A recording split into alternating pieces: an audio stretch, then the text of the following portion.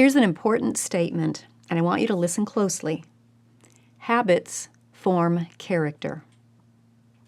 A person who is known for being truthful is truthful habitually, not just once in a while.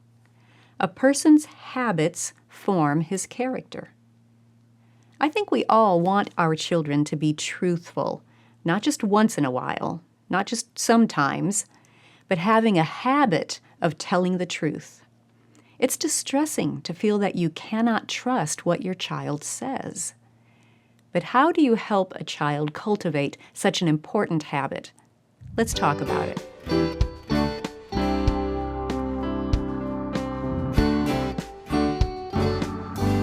Welcome to the Simply Charlotte Mason podcast. I'm Sonia Schaefer.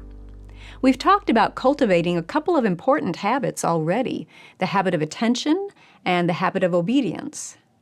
Today, we want to zoom in on the habit of truthfulness.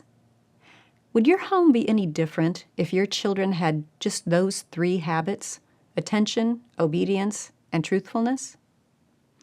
For Charlotte Mason, they were the top 3 habits to work on. She wrote and talked about those 3 habits the most.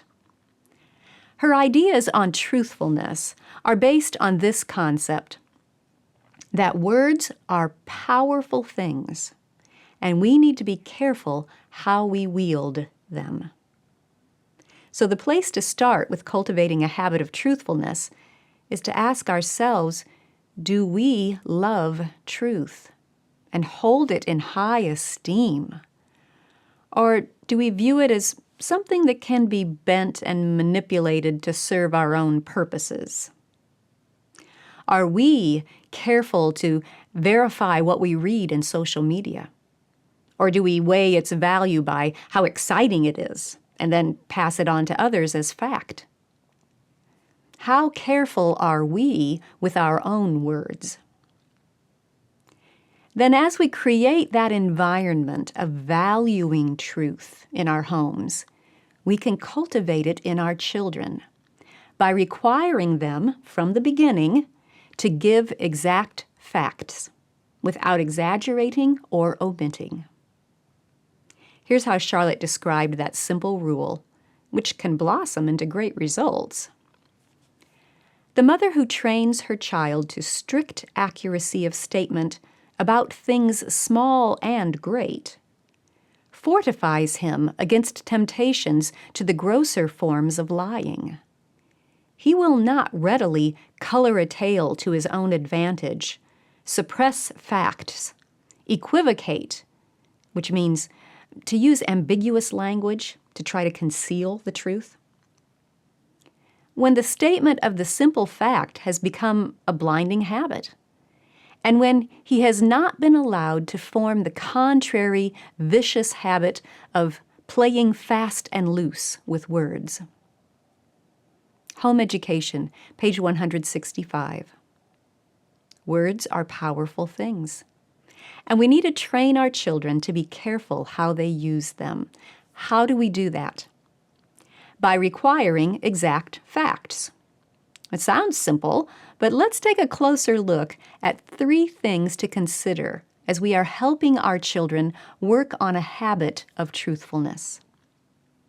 So let's say that you've chosen the habit of truthfulness as the habit to work on for the next 6 weeks. The next thing to do is to determine what you want that habit to look like for each child. What specific application do you want to focus on? As we discussed in the episode on planning for habits, each habit Charlotte Mason mentioned is a broad category that can be applied in many different practical ways in everyday life. Our goal is that our children will be able to apply it in all areas of life, eventually. But habit training is a long-term project. It is not a once-and-done kind of thing. And especially if we are starting when our children are little, as we should, we need to tailor our expectations to where a child is now and help him to take the next step. So as you think about helping your child cultivate the habit of truthfulness, and how you want him to work on truthfulness during the 6-week focus, keep these 3 words in mind: duration, delay, and discernment. Let's walk through each one. First, duration. This aspect has to do with how long of a truthful answer you are requiring of your child. When they're little bitty, or if they struggle with truth-telling, this may be the place to start. Work on getting a truthful 1 or 2-word response about something that is obviously true or false, that can be verified easily by both you and your child. Start setting up that neuron path of tell the exact facts with short and simple scenarios. So, which toy did you put on your bed today? Is the bird feeder empty? Where's the dog? What do you see out the window? In all of those scenarios, both you and your child can see the exact fact and whether he told the truth. If he didn't tell the truth, have him look again and try again. Remember, our goal is to train him to love truth. So it can be helpful to keep these short practices encouraging and interesting, not threatening, just as you would with short lessons. Once you have that neuron path set up and running, you can extend it to have your child work on retelling a whole conversation or an event accurately.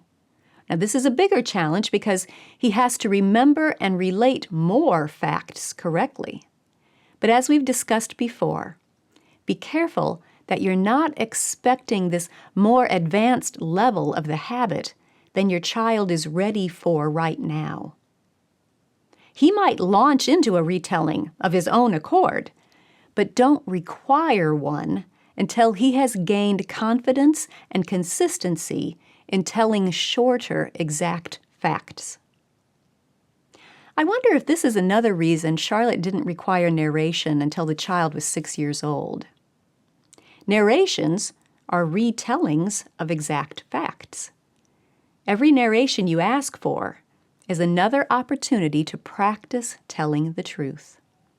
But we first need to get the habit of truth-telling set up with simpler, shorter situations when the child is young, before we require that more advanced level. So think about duration, the amount that you are asking the child to remember, recall, and communicate accurately, and consider whether your child needs to work on growth in that aspect of truthfulness. Another aspect that he may need to work on is the length of delay that is involved. The duration is the length of the retelling. The delay is how much time passes before the retelling. We all know that it's easy to forget details as time goes by.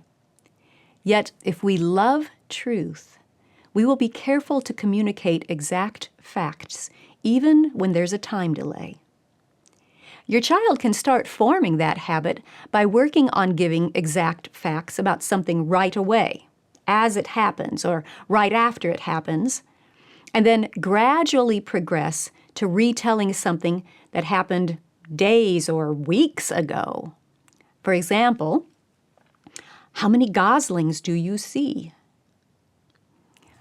What do you recall about Rembrandt after you've read part of his biography? Tell Grandma what kind of bird we saw at the park yesterday. And what did Mr. Rick say about his new car? But you're referring to a conversation that took place a few days ago. So you see how each of those exercises extended the time delay a little bit. As you set the specific habit that you want to work on with each child, consider both duration and delay. Now, if he happens to get into a situation that requires more duration or delay than he has practiced, you can help him value and love truth in that particular situation. but your everyday practice and conversations and focus are going to be directed to the level where you know he can be successful in truth-telling. Take the next step, and then the next, always building on solid ground before moving on and raising your expectations. In other words, be cautious about requiring a child to recall and communicate accurately and carefully pages and pages of exact facts weeks after they happened if that child hasn't had much practice with short and simple truth-telling in the moment. You see what I'm saying? We love truth. We expect exact facts. We gently correct when those facts are wrong. But we also do all we can to make truth-telling attractive and to set the child up for success each step of the way in our habit training, rather than throwing him into the deep end and then punishing him for sinking under the weight of all he's required to remember and tell with accuracy before he's ready to do all of that. Does that make sense? Okay, the third thing to consider when determining applications for this habit is discernment. Discernment is an advanced concept that you can help your child work on after he has made progress in duration and delay and has the habit of truthfulness already in place in many areas of life. Discernment has to do with making judgment calls, determining how to speak the truth in love, and not crossing the line into being scrupulous and correcting someone else's words all the time. Those are advanced concepts that a young or inexperienced child may struggle with. Yet they are aspects of truthfulness that our children need to learn. So keep those discernment aspects in mind for your older child to practice during a focus on the habit of truthfulness. Now, I want to address one more thing as we wrap up. What about a creative child who loves to use his imagination? I've talked with many parents who are concerned about preserving creativity in a child while also teaching him to love truth. Some parents make the decision to remove all make-believe and fantasy from that child's life. Other parents decide to not require exact facts from that child. They make exceptions for him and subordinate the truth in favor of his fancies. But as usual, Charlotte Mason had a well-balanced approach to this question. Charlotte said that removing all make-believe from a child's life will starve his imagination, and she did not think that was the path to take. On the other hand, she said parents must cultivate a knowledge of the truth and a love for it. So how do we do that? A lot of it comes down to how you perceive your creative child and where the untruths come from. Are they deliberate falsehoods? Or are they due to something else? Here's what Charlotte said. I do believe that to starve her imagination would be to do real wrong to the child, but at the same time, you must diligently cultivate the knowledge and the love of the truth. Now, the truth is no more than the fact as it is. And it is my belief that the child's falsehoods come entirely from want of perception of the fact through preoccupation of the mind. Formation of Character, page 87. Did you catch that? Charlotte thought that the reason a creative child misrepresents the facts is often because he's preoccupied. He's thinking about other things, living in his imagination, and for that reason, he doesn't perceive the facts that are in front of him. How do you help him grow in noticing the facts in front of him? Practice, just as with any other habit. You can do a daily exercise in truth-telling with a child who needs more practice. Well, you could do several exercises each day, customizing that duration and delay aspect to set the child up for success and get that neuron path ingrained. But here's one exercise that Charlotte specifically suggested. Get an accomplice in your house. It might be an older sibling or your spouse, and let them know what's going on. Then, once a day, call over the child who needs the practice in truth-telling and give him a message to deliver to your accomplice. Remember, adjust the duration or length of the message to fit the child. After you've given him the message, then hand him a piece of paper and a pencil. The child should take the paper and pencil to your accomplice and hand them to that person. Then he should deliver the message while your accomplice writes down word for word what the child said. The accomplice can then hand the paper over to the child, who brings it back to you. Now you can see clearly whether he was truthful in that little exercise. Those little practice exercises are what reinforce the correct neuron path and help your child develop a habit of truthfulness. And a habit of telling the truth results in a truthful character.